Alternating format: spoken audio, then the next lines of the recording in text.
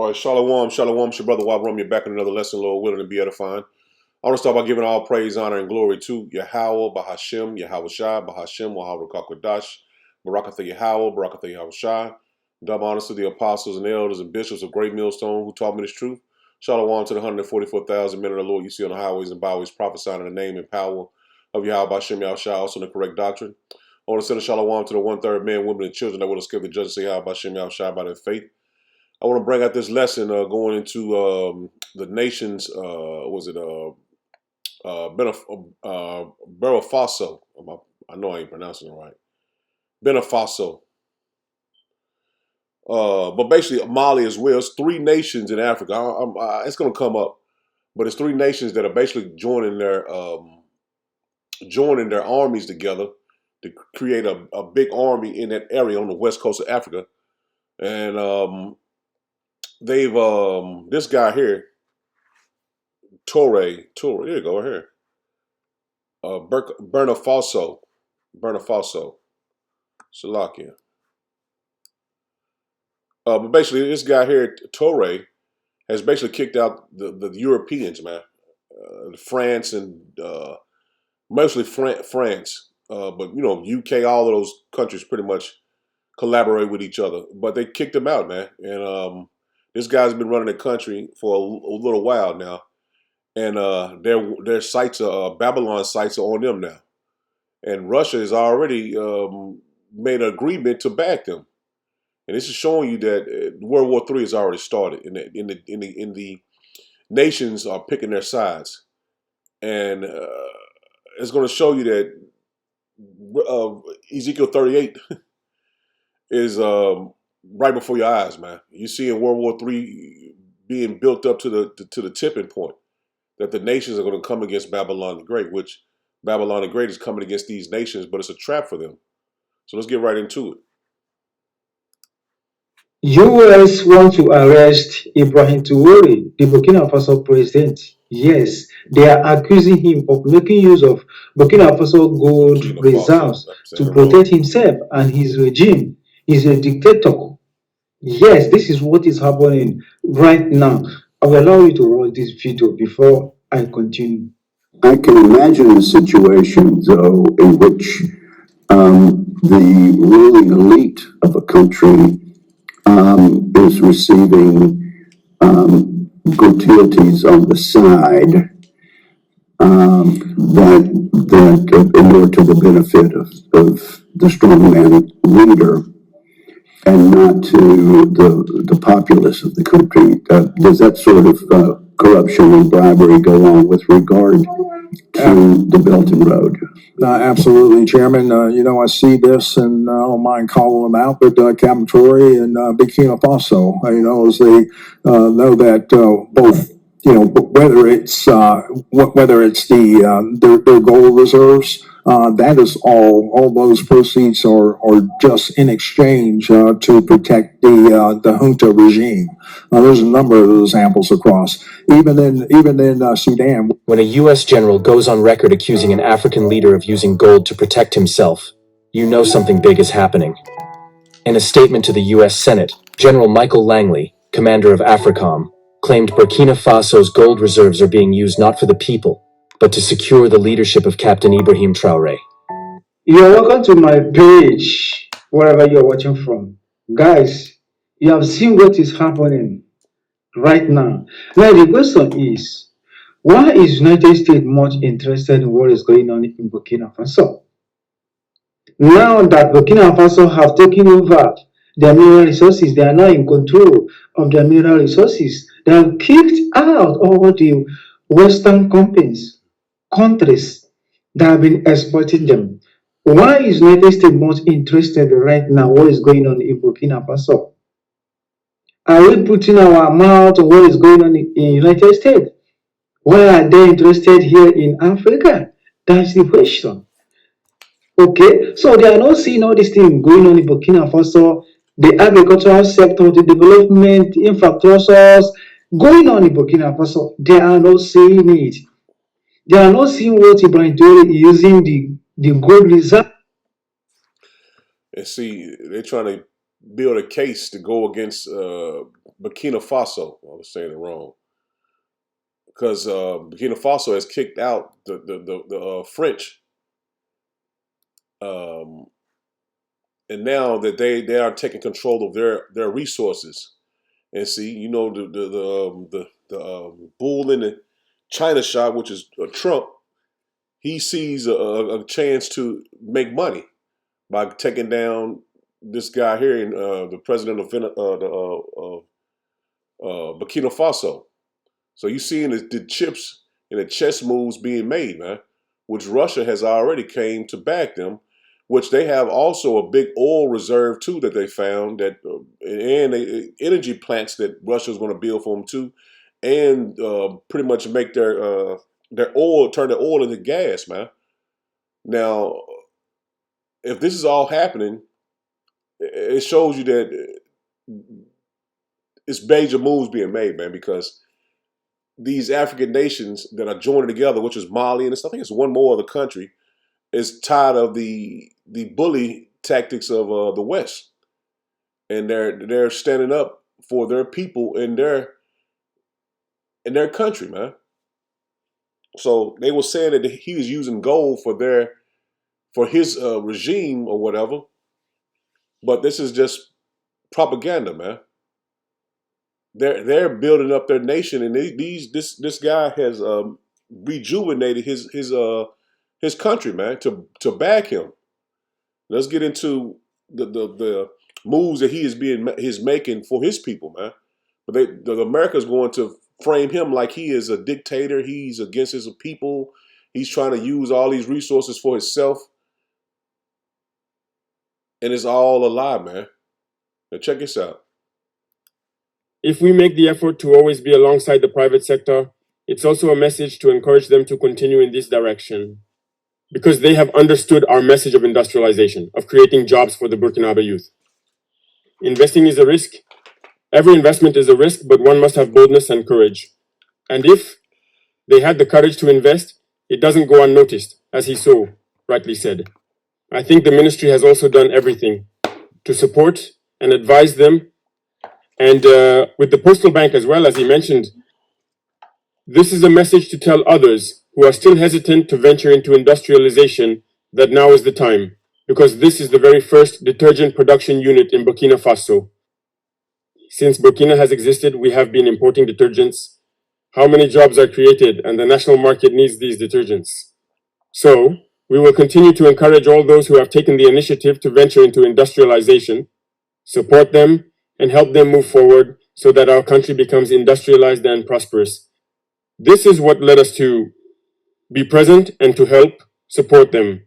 And see, they said they never had detergents made in their country. This goes to show you that he is back. He said they're going to back the private sector. And that's going to create jobs for them. Also, they're going to produce something they never had in their own country, so they don't have to outsource everything they get. And the playbook that Esau has always used, it don't matter if it's the Edomites in Europe or the Edomites in Babylon the Great. They've always used the same playbook. And now that playbook is running out of plays, man. Because you're not going to be able to pull the wool over the nation, his nation's eyes, man. Because they see that this man is making moves on their behalf. And it's showing you that the trap is being laid for Babylon the Great, man. Because they're gonna come and try to come against them, man. Now check this out. After being threatened several times by France, he decided to install surveillance cameras throughout the city. A large surveillance center has been built, and more than 5,000 law enforcement officers have been trained to secure the entire city. Captain Ibrahim Traore is now sending a message to the terrorists. You said Gaddafi tried, he was eliminated. Thomas Sankara tried, he was eliminated, but you must remember that now it's me who will eliminate you. He who has ears, let him hear. We are no longer afraid. What do you think of the captain's message? Your opinion in the comments. Now see, he is speaking boldly against his enemies, man. And I believe they are Jakes, but I can't say for sure. But they got the spirit of Jake. And they got the backing of Russia, man. And see, that's all it's going to take to have the backing of Russia and China. because they're the others, not the next superpowers, but they are opposing superpowers to Babylon the Great, man. So you're seeing the power structure being put in place, and it's coming against Esau Edom, man. That's in Babylon the Great, man. Because now all of a sudden that Russia has made these agreements and made these agreements with these nations in Africa. Now you're seeing that Babylon the Great wants to come against them because they're going against the West, and Russia is one of their biggest enemies. Them in China. Now check this out. Hold up.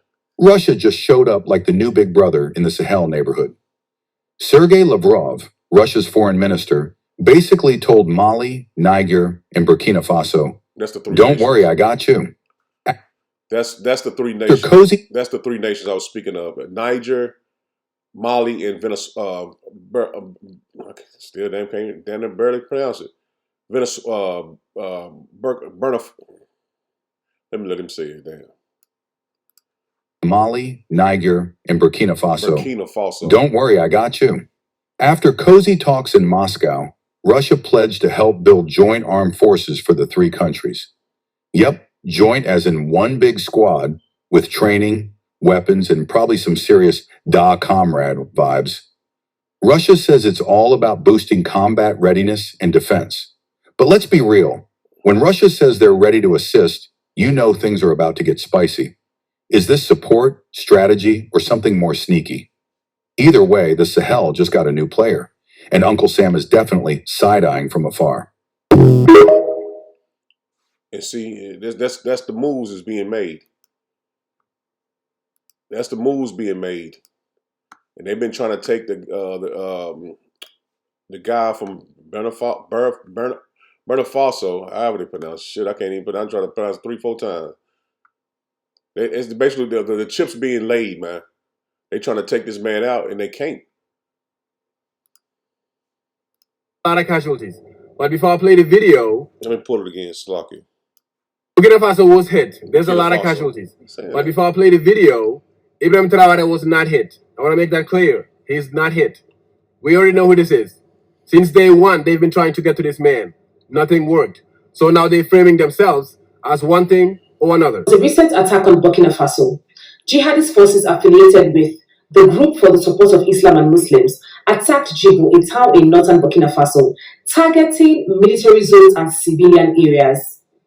The jihadists also threatened to advance to Ouagadougou, the capital of Burkina Faso, in the nearest future. This attack has left Djibo and its surrounding regions in critical condition as there are reports of numerous casualties. And the humanitarian situation seems to deteriorate as people are left at a disadvantaged point, vulnerable to attacks in the future. Now, this jihadist attack has been ongoing for a while. It has led to the displacement of over millions of people and the loss of thousands of lives. Well, the military are trying their best possible to fight against these guys and ensure that Burkina Faso is free from war and free from external control. They've tried their best possible and now they come in the form of war. And we hope and pray that Burkina Faso fights and overcomes this. What do you think about this story? Comments below and do not. See, now that Esau's ran out of options, now it's only war. Now you see he's sending his militia groups in, which is basically terrorists. That's all they see. That's all they are. Now they're bringing their militias in. Now you're seeing that it's only wartime, man. Esau runs out of options. The only option he has left is war. And that's the reason why Russia is backing him, man. It's all tying in now. We see everything playing out perfectly. Let's start here in Isaiah. I just want to hit a couple of scriptures, man. I've been doing lessons. I did 2 lessons this week on the MOTB, and they banned both of the lessons, man. They didn't even strike them. They just took them down, man. It's a second. I did one earlier this week, and I just did one yesterday, and they banned the lesson. And I even took out the videos that I had on the first lesson, put new videos from for the MOTB in the second lesson, and they banned it again. So that shows me, and it should show you that the RFID microchip is MOTB, and that's coming next. And they want to clear everybody's mind from that. So that goes to show you that these lessons are going to stop going up, man. They're going to do something to make all the internet shut down and these lessons not go up, because that's the next move, and they don't want people to be in the know when these things come to pass, man. 1 second. Hello? Yeah. All right.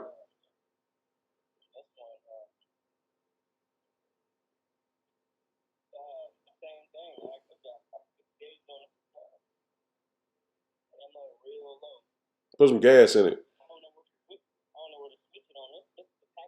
Yeah, yeah. Oh, don't do it. Don't do it on that. Put a little gas in it and see what it do. Yep. Yep. Yeah. Put a couple pounds in it and then see if the gauges go up and call me back. Yeah, put like no more than two. And see if it's wherever it's stuck at now. You put two in there and it goes up. Then we know that, you know what I'm saying, it's the TXV is good. It might just be low on Freon, or got a leak somewhere. All right. Salakia. Back to Isaiah 59 and verse 15. It says, "Truth, yea, truth felleth, and he that departed from evil maketh himself a prey." And see, they departing from the west. Now he's made himself a prey, man. And Yahweh Shem Yahushua saw it, and it displeased him that there was no judgment. And see, him taking and stirring his country away from the west is making himself a prey, man. So now the West, France and in Babylon the Great, they want to take the place of France and make those resources that those nations in Africa have. They want to basically take them over, man. And that's going to be the trap set for Esau, man, for the West, because it's not going to go as they think it's going to go, because these nations are ready to fight now. They're not afraid. This is Nahum 3 in verse 1. It says, "Woe to the bloody city, it is full of lies and robbery." See that? It's full of lies and robbery. All Esau do is rob, man. Steal and kill. That's all they do. The prey departeth not. See, they wasn't able to depart from the wickedness that they was been presented over their people for so long. Now they made themselves a prey, man. And the prey wasn't able to in the past to move away from the hands and clutches of the West, but now they are.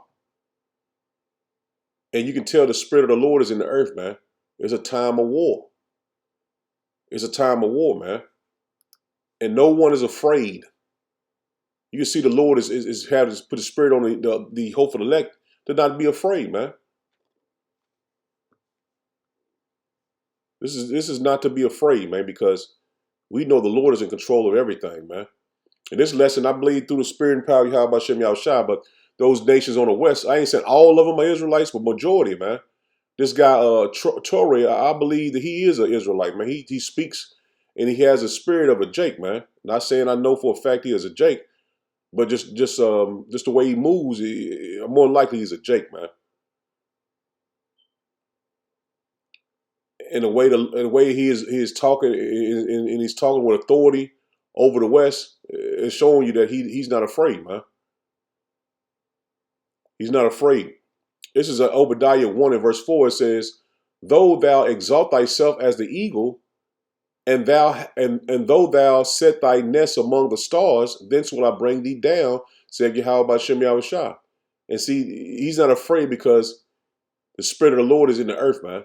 And Esau is on a way out, man. The Lord is going to bring him down, man. So he's getting the nations built up to fight, man. You can read that in Joel, man. None of the nations are afraid anymore, man. If these came to thee, if robbers by night, how art thou cut off? Would they not have stolen until they had enough? And see, Esau has raped, robbed, and murdered Africa for many, from the beginning of damn near time. I ain't gonna say, I ain't from beginning of time, but you know what I mean, man, for a long time, man. And they never got enough, man. They never let those people prosper. The Hamites, you know what I'm saying? It's a lot of Jakes over there, but mostly Hamites, man. But they haven't stolen. Esau has not got enough, man. If grape gatherers came to thee, would they have not leave? Would they not leave some grapes? So Esau tries to rape, rob you, and take everything you got, man. Not give you a glimpse of hope. How are the things of Esau searched out? How are his hidden things sought up? All the men of thy confederacy have brought thee even to the border. See, he has stretched out far and wide, man. He's not going to be able to fight everyone at the same time, man, with no allies. The men that were at peace with thee have deceived thee. See, the Russians and the Chinese were at peace with him, but he bucked up against them and prevailed against thee. See, in the Russians, they're making friends. In the Chinese, they're making friends while Babylon the Great is making everybody an enemy. And this is the trap the Lord laid for him. He says, they that eat thy bread have laid a wound under thee.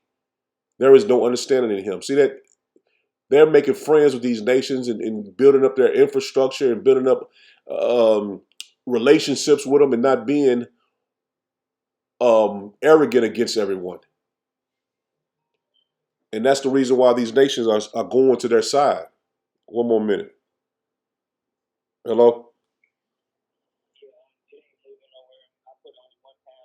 It didn't go up at all?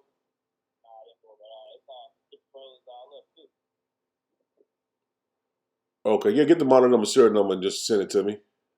And let them know. Well, I had to get. Just tell them you got to get a part for it Monday. And tell them they got to turn it off though.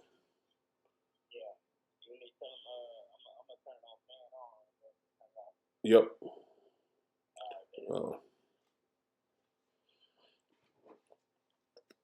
Salakia. Verse 7 again, it says, all the men of thy confederacy have brought thee even to the border. The men that were at peace with thee have deceived thee and prevailed against thee. They that eat thy bread have laid a wound under thee. See that? The Russians and Chinese have laid a trap for Esau, man, which is the Esau the West, which is Babylon the Great. I say Babylon the Great. There is no understanding in him. So Babylon the Great, which is Trump, he is no understanding in him. He doesn't know that the trap is being laid for him, man. He's stretched all over, and that's the reason why the Chinese are traveling and going and making allies and making friends with other nations, making trade deals. Is going to make their countries more wealthier. And this is the trap that's being laid for him, man. He says, shall I not in that day, saith Yahweh Shem Yahweh, shall even destroy the wise man out of Edom and the understanding out of the mount of Esau? And this is the Lord doing, man. Everything has been done by Yahweh Shem Yahweh. We're seeing it happen, man. As men of the Lord, we're seeing it happen in 4K, man. And we understand that. We understand what's happening. We see the nations being prepared to fight in World War III, man. This is not a far off, man. This is not 20, 30 years down the line. This is very soon, man. And you can see it coming real fast, man, because everything is being put in place. And it can't be challenged now. Oh man, they won't fight World War III in our time. Man, it's plain as day, man. There's no way around it. How can you not see what we see?